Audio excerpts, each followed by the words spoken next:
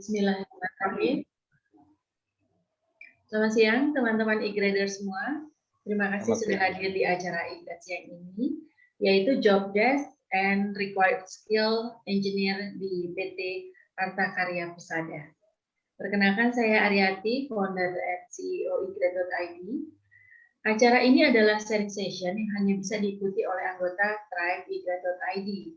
Sekedar info, acara ini akan direkam selama pembicaraan antara saya dan narasumber yang kemudian akan ditayangkan di akun YouTube e-grad. Sementara sesi tanya jawab tidak akan ditayangkan di YouTube karena seringkali narasumber akan berbagi info-info penting yang sebenarnya hanya untuk diketahui oleh kalangan terbatas saja. Jadi nanti teman-teman bisa tulis pertanyaan di chatroom sejak dimulainya acara, sejak dimulainya talk show saya dengan narasumber. Kita akan bahas, adakan sesi tanya jawab setelah 45 menit talk show. Baik, saya akan perkenalkan terlebih dahulu narasumber e-grad siang ini, Bapak Maulana Asrafi ST, Project Director PT Arta Karya Persada. Perusahaan beliau sendiri bersama dua rekan bisnisnya yang berkantor di Kota Tangerang, Banten. Lulusan Teknik Sipil Universitas Indonesia tahun 2018, mulai kuliah di UI sejak 2015. Sebelumnya menempuh pendidikan D3 di Politeknik Negeri Jakarta tahun 2010 hingga 2013. Punya pengalaman kerja di Ternate, Maluku Utara sebagai Project Coordinator di PT Halim Perdaya Jaya Karsa dan di Kuningan, Jawa Barat sebagai Construction Engineer di PT Magna Furniture. Berpengalaman di industri konstruksi dengan kompetensi di manajemen proyek, pengembangan bisnis dan keterampilan negosiasi. Selamat siang, Mas Maulana, apa kabar? Selamat siang, apa kabar? Maaf, saya panggil Mas saja ya. Apa-apa. Dibanding saya yang masih muda banget. Oke, teman-teman nih kayaknya udah nggak sabar dengan ceritanya Mas Maulana nih. Jadi kita langsung mulai aja ya. Oke. Jadi PT Arta Karya Persada itu memperkerjakan berapa engineer sih, Mas? Kalau hitung engineer yang memang spesialisnya sipil ya, itu di situ tuh ada 3 orang. Jadi selain civil engineer, ada engineer dari bidang lain? Enggak, bukan. Karena kita kan harus korelasi, satu harus ada orang akuntansinya, orang accounting. Karena yang kita kelola sekarang ini bukan cuma proyek kan, di situ ada usaha. Artinya usaha itu harus profit. Nah, kadang kelemahan kita nih, yang biasanya anak teknik kan, kelemahannya dapat feeling profitnya ini kan nggak semua orang ahli gitu ya. Nah, makanya macam-macam kompetensi ilmunya yang ikut. Oke, boleh cerita nggak Mas proyek yang selama ini dikerjakan sama AKP, yang sedang dikerjakan, yang bakal dikerjakan gitu? Oke, untuk proyek yang sedang dikerjakan, ini yang poin-poinnya aja ya, yang besar-besar. Kita lagi ngejalanin kandang ayam. Kandang ayam? Iya, tapi kandang ayamnya bukan kandang ayam apa ya? Kita bikin close house. Di situ close house dari pakai baja 3 lantai dengan satu kandang itu kapasitas 75.000 ekor. 75.000 ekor. Nah, jadi ayam. Luasnya pakai 3 lantai, pakai lift jalan-jalan. Betul. Jadi sistemnya itu apa ya? Dia itu otomatis. Jadi makanannya langsung ke ayamnya. Nah, situ ukurannya itu 12 kali 100 meter satu kandang. 12 kali 100 meter persegi. Itu. Dan di 3 lantai. Betul. Itu di daerah mana tuh, Mas? Itu ada di Cisauk. Cisauk itu Jawa Barat. Di Kabupaten Tangerang juga. Nah, jadi yang menarik dari situ adalah kita ketika dapat proyeknya itu lebih ke arah bersaing desain. Jadi pinter-pinter desain nih, gitu. Jadi bukan dari owner punya gambar gitu ya, punya gambar terus kita bersaing harga, enggak. Tapi owner punya konsep, saya mau bikin kandang kapasitas sekian, gitu. Gimana caranya? Nah, kita bersaing desain tuh. Gimana sih cara bikin yang paling murah? Nah, makanya buat yang anak-anak teknik yang kadang suka sensitif sama yang namanya MACTech gitu kan, atau struktur, wah itu penting banget.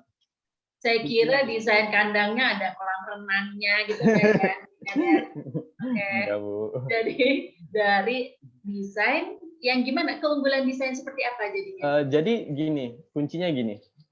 Kadang ya kita tahu ya Bu ya, di kontraktor itu nggak harus punya sertifikat nih buat bikin usahanya. Oh, Beda profesi kayak dokter, dia harus punya pendidikan dokter, harus ada sertifikasi kedokteran, dia boleh buka praktek. oke. Beda kayak akuntansi juga sama. Akuntansi itu kan ada sertifikat public accounting gitu ya.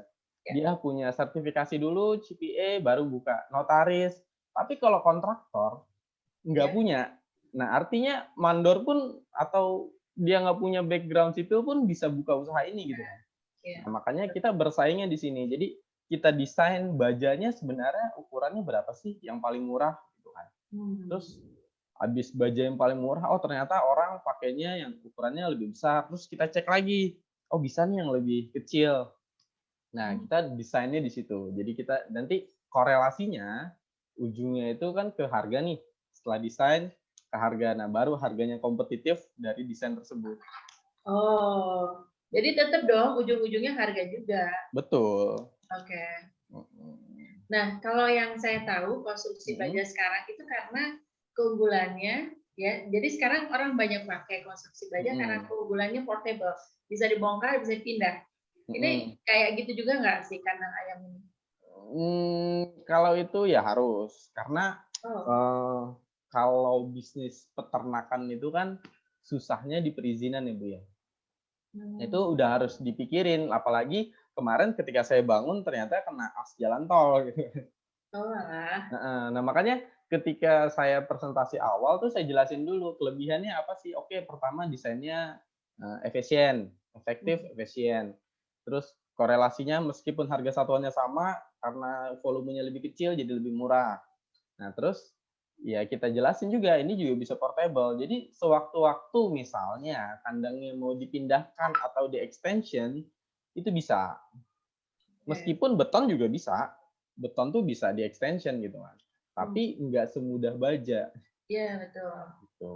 Oke, itu satu proyek. Proyek yang lain apa, Man? Proyek yang lain, sekarang saya lagi persiapan buat bikin gedung 6 lantai. Sama di kabupaten ini juga di 6 lantai, tapi kalau ini susahnya itu di layoutnya karena jalannya sempit gitu. Terus saya ada juga lagi persiapan juga gedung 3 lantai, tapi luasnya lumayan besar, itu hampir 600 meter luasnya. Terus ada juga saya bikin gudang pakai baja. Ini kesukaan saya nih kalau kerjaan. Gudang. Oh, gudang. Gudang pakai baja. Nah, mungkin yang besar itu, nah sisanya ya renov, tetap saya jalanin, renov rumah, ada 3. Ya, kurang lebih itu sih, Bu.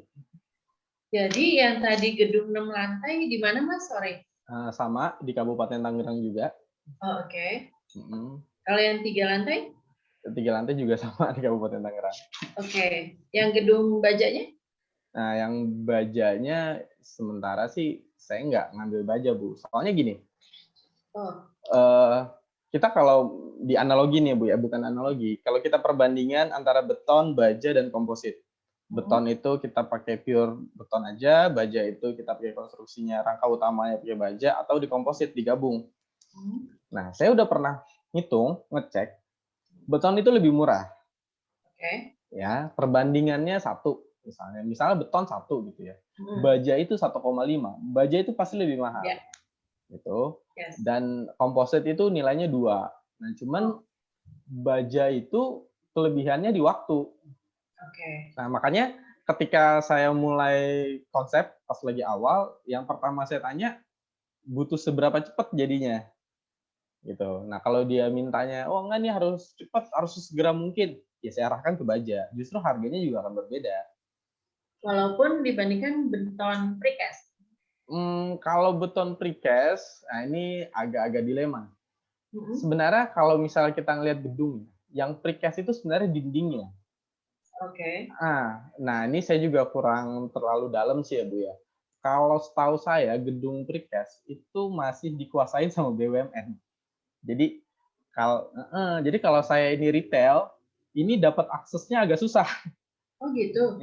Jadi kayak Wika Beton, Ya. Waskita Beton gitu. Dia Mereka punya, prioritaskan BUMN mereka dulu. punya nih, mereka punya teknologinya, punya sistemnya, tapi nggak sesederhana dijual ke orang. Dan seandainya saya pernah ada kenalan juga dulu teman kampus saya, dia di bagian itu ya. Memang dia di BUMN, saya tanya, kata dia percuma Mul. Kalau Dika ikut, harganya pasti nggak masuk. Oh gitu.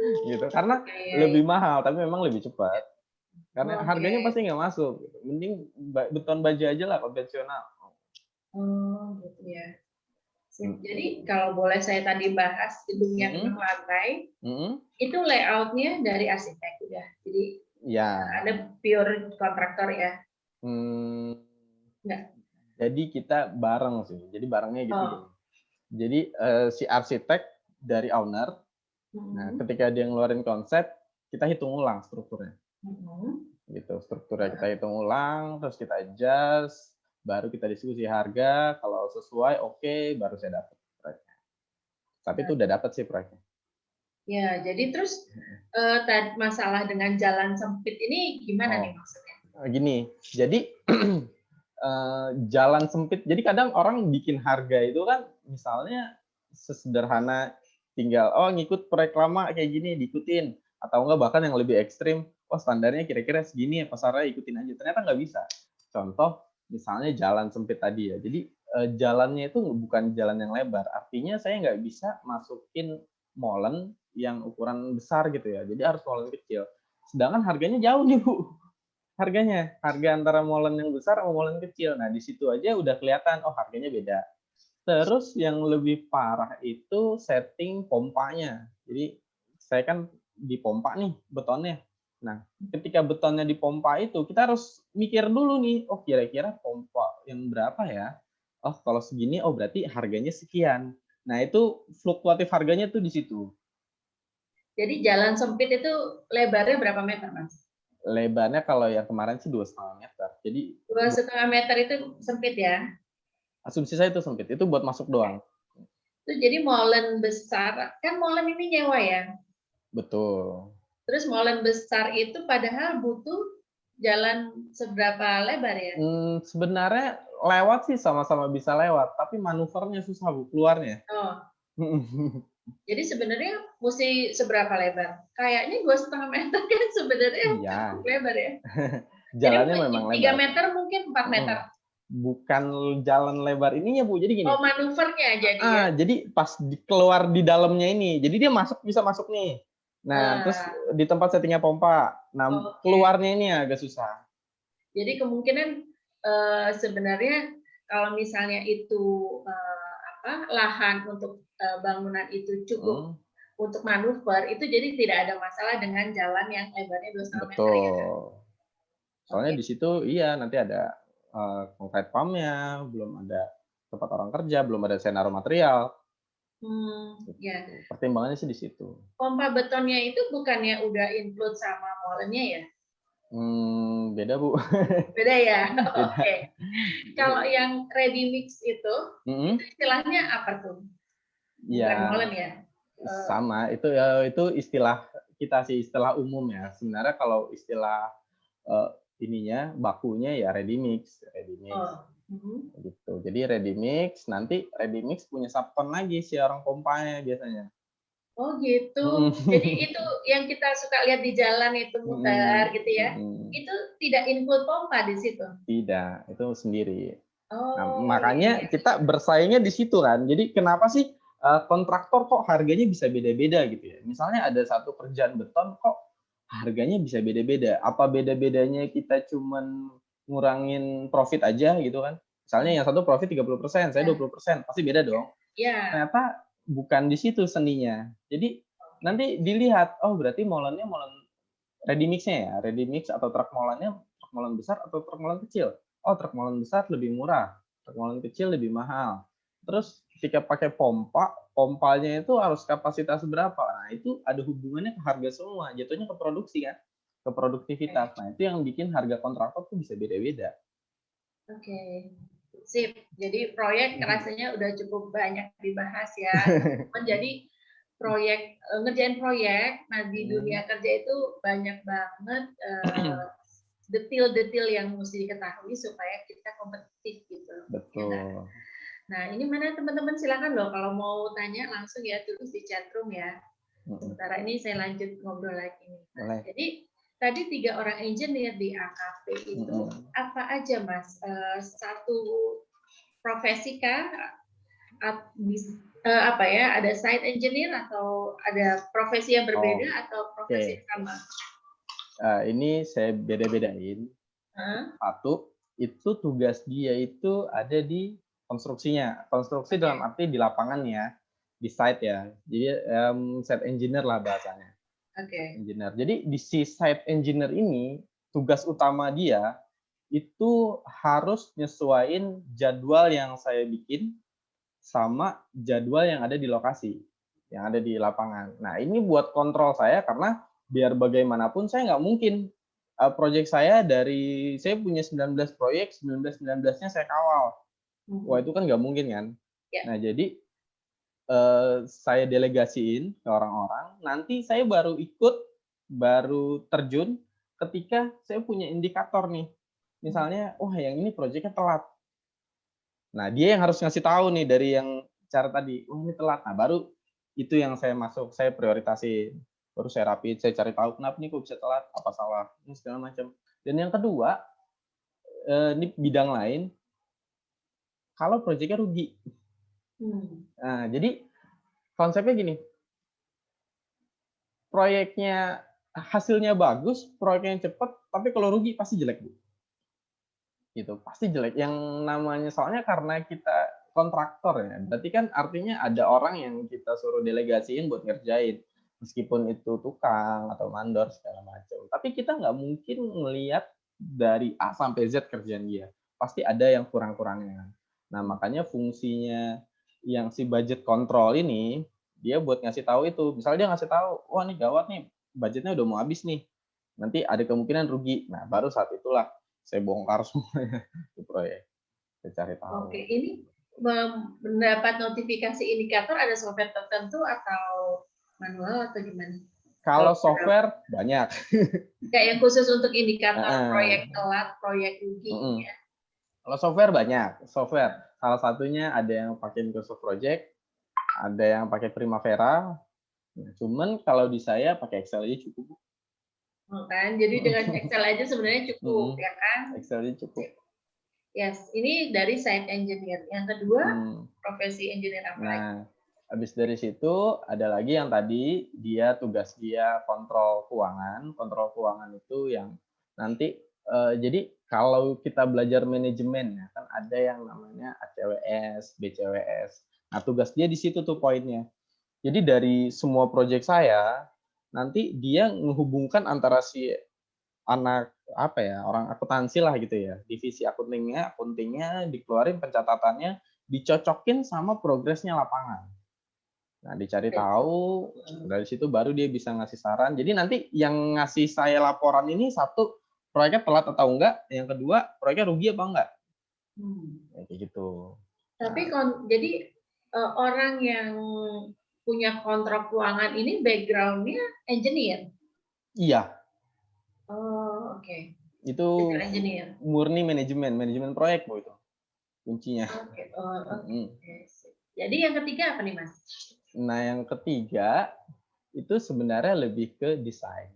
Desain dalam arti kata ya lebih ke apa ya? Tapi misalnya saya mau punya project kayak tadi ya, kita cari ininya yang lebih murah yang mana sih, baja atau beton. Habis itu dituangkan ke gambar. Gitu. Jadi kalau misalnya mau ikut tender nih orang desain engineer nih ya kerja? Tergantung tendernya dulu. Ada tender yang sesederhana, saya udah punya gambar, ya kan? Saya udah punya gambar, saya udah punya volumenya, saya udah punya BOQ-nya, ya Mas tinggal masukin harga. Nah, itu kita fight harga di situ, main murah-murahan kan. Tapi ada juga yang punya, saya mau bikin ini, ya gimana? Nah, baru di situ kita fight-nya di desain. Oh. Kita cari desain yang murah tuh gimana sih? Kayak misalnya orang umumnya pakai pondasi 1x1, oh kita pakai 80x80 cukup kok. Nah, itu bisa dibuktiin juga, ada teorinya. Kalau misalnya itu nih ada uji sondirnya, terus ini ada perhitungan geoteknya, gitu. Jadi bisa dipertanggungjawabkan.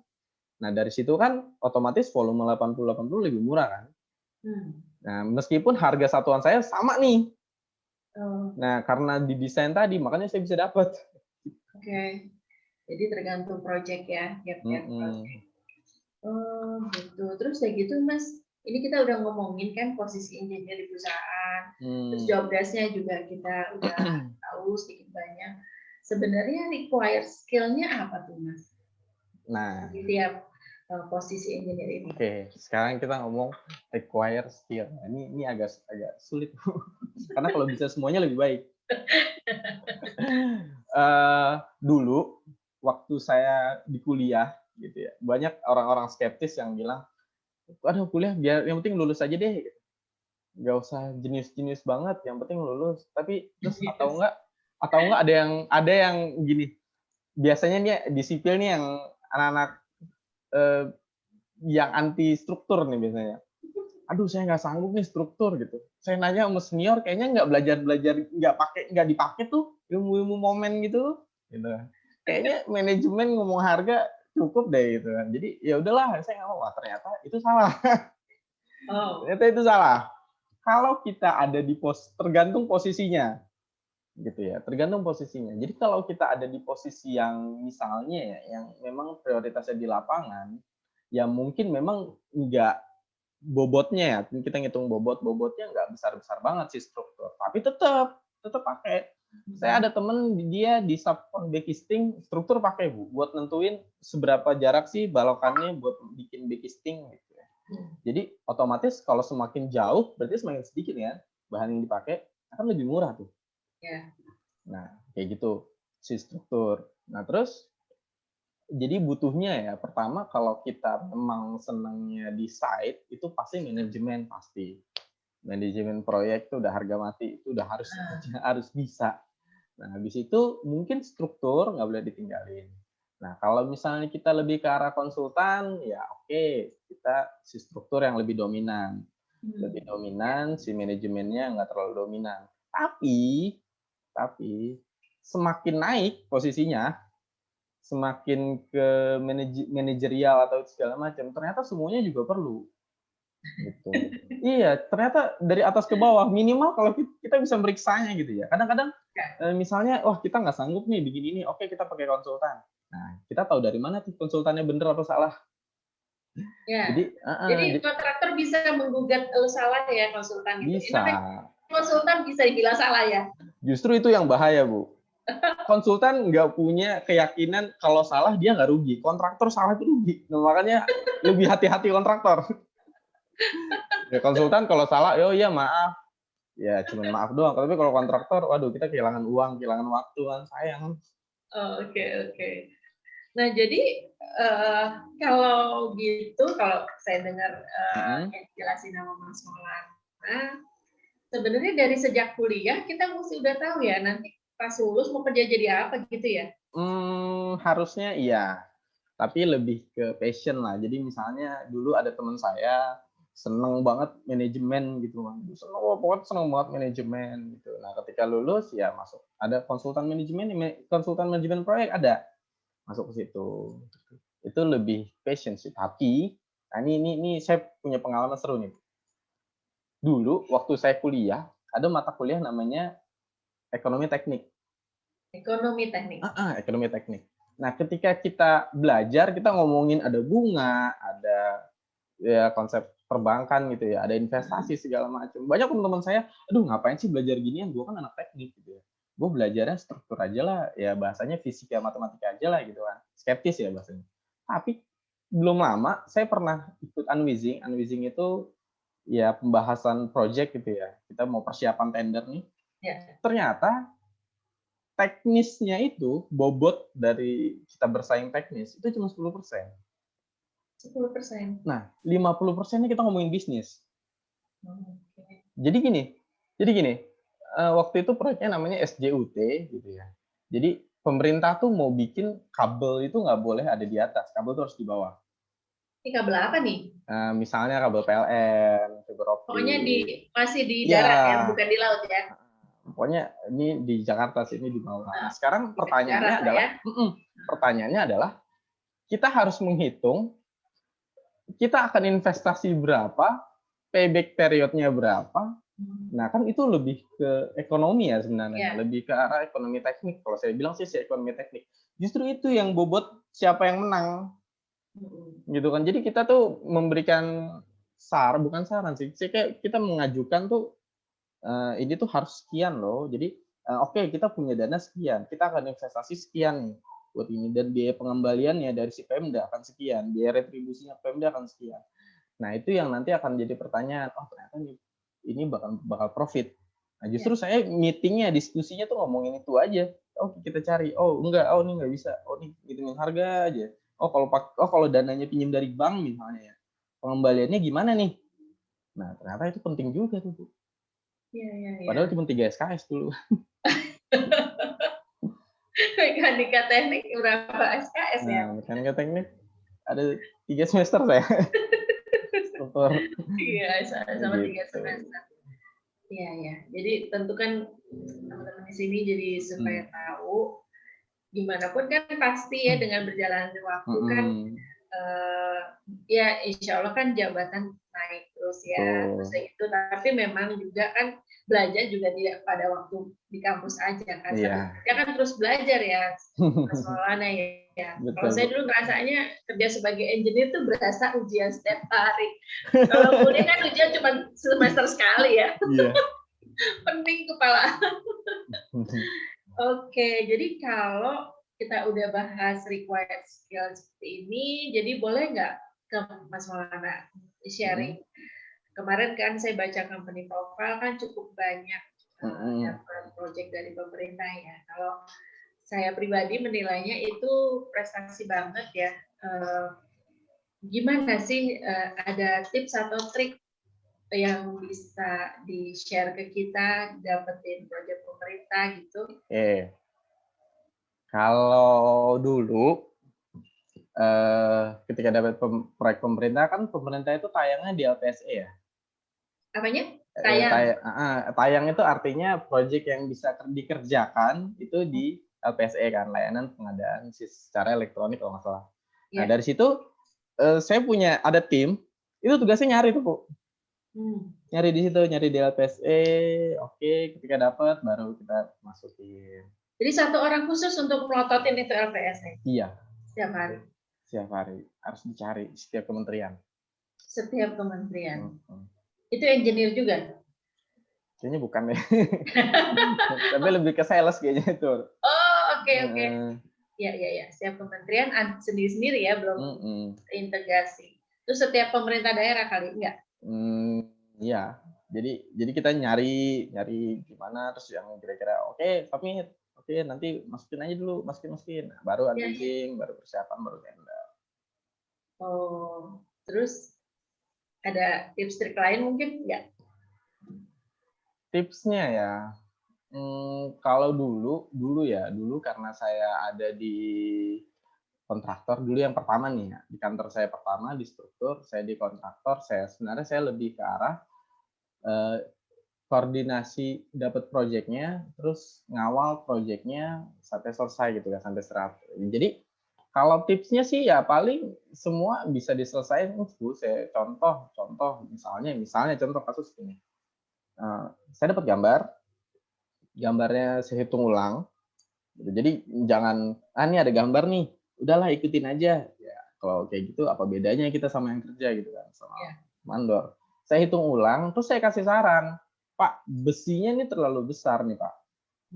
Nah, kayaknya nggak perlu sediameter ini deh. Kalau saya kecilin gimana? Nanti dia akan bertanya, oh bisa memang Pak Maulana, bisa Pak. Saya kasih tahu kan. ini loh dasarnya kata dia. Oh ya udah, kalau memang bisa di redesign nggak apa-apa, tapi dikau tanggung jawab ya. Ya kan kuncinya kan di situ nih. Oke, Ya. tanggung jawab. Nah, nanti kan ada selisih harga. Mm-mm. Nah, selisih harganya itu yang kita pindahkan. Misalnya, Pak, nanti selisih harganya kita bikin jalan aja ya. Nah, misalnya Pak, Karena pemerintahan itu kan memang by project betul, dapatnya udah ada pagunya nih. alokasi budgetnya segitu dan ya udah sebaiknya dihabiskan kan gitu ya. Bukan Betul. murah-murahan terus ya udah dia happy gitu ya. Oke, Intinya kita ya harus alokasikan yang lain. dihabiskan, bisa bertanggung jawab, nggak ada indikasi kerugian negara kan udah cukup. Nah, habis dari situ ya kan kita kontraktor nih Bu. Kuncinya kan harus untung nih kontraktor. Iya. Harus banyak proyek tapi nggak mau nipu. Kalau bisa jangan bohong, nggak boleh bohong.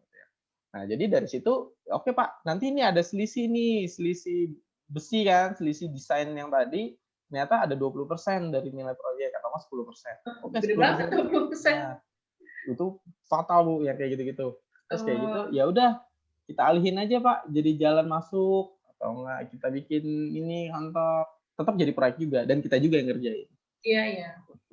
Gitu ya. Jadi ada ya kemungkinan untuk komunikasi dengan pihak yang kasih tender ya? Itu ada. Selama ya nanti kita tanda tangan, tanggung jawab. Kalau ada kenapa-napa tanggung jawab karena di luar desain ya nggak masalah. Nah makanya struktur, jadi orang yang ahli struktur tanpa manajemen kayak kurang sempurna gitu loh Bu. Kayak misalnya, oke, saya bisa ngitung nih beton besi gitu kan. Tapi ya udah gitu. Tapi kalau misalnya dia bisa ngitung struktur terus dikombinasikan sama uang, apalagi ya konsepnya uang, si RAB atau segala macam bisa dirubah jadi uang, wah itu baru dahsyat tuh. Itu dahsyat banget orang yang bisa dua itu. Jadi ya jangan pilih salah satu, dua-duanya.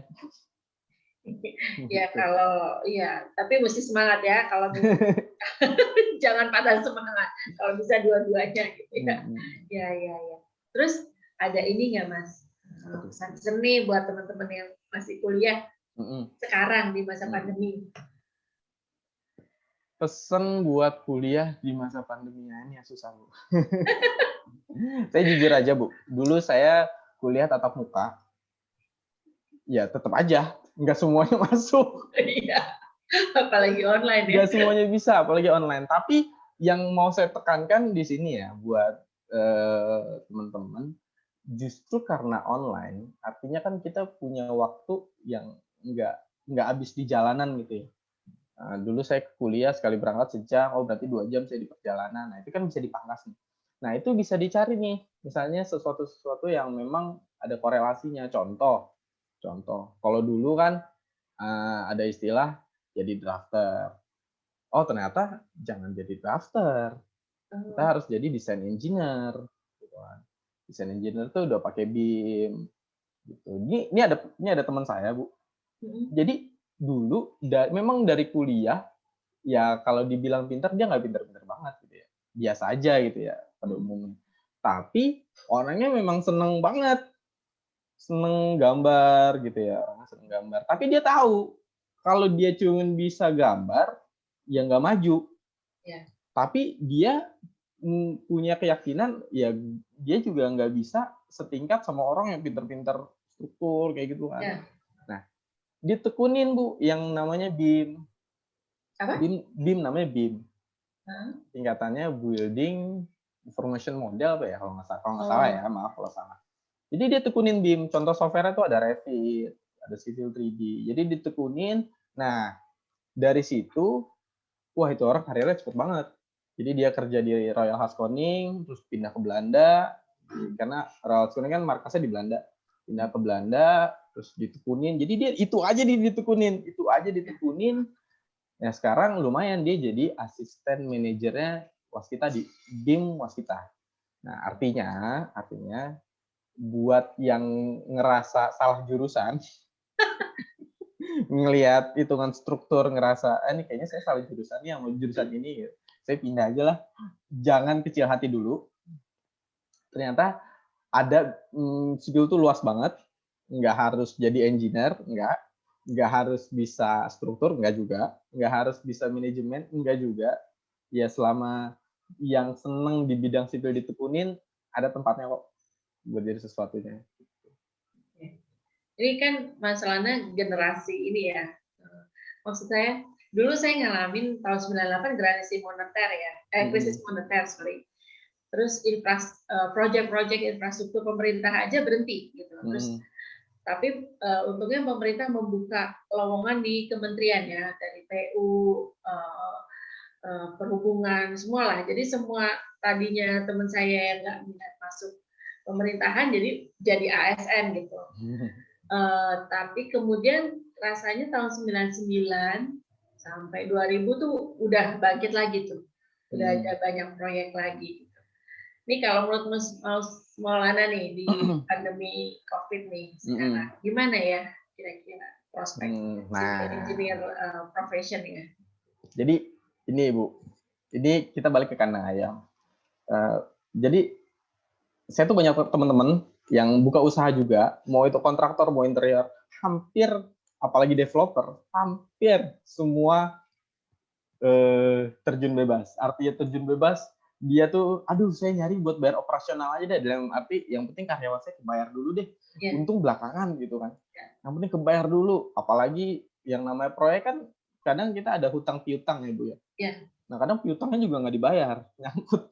Iya. Nah kan, otomatis berdampak kan. Nah, solusi saya saat itu saya ngegabungin bisnis sama konstruksi.